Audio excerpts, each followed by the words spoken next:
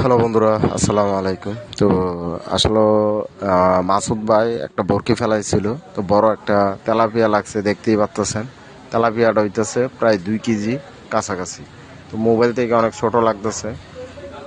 আর আসলে তেলাপিয়া মাছ ধরার জন্য কি কি টিপ দরকার সেটা আজকে আপনাদেরকে শেয়ার করব। আপনারা অবশ্যই ভিডিওটা শুরু থেকে শেষ পর্যন্ত দেখবেন। আর যারা নতুন অবশ্যই আমার চ্যানেলটাকে সাবস্ক্রাইব করবেন। আর আমি এই ধরনের ভিডিও দিই, ফিশিং টাইপের ভিডিও দিই। আপনাদের যদি ভিডিওটা ভালো লাগে অবশ্যই বেশি বেশি লাইক করবেন, শেয়ার করবেন। তো এতটুকু, সবাই ভালো থাকবেন। আসসালামু আলাইকুম।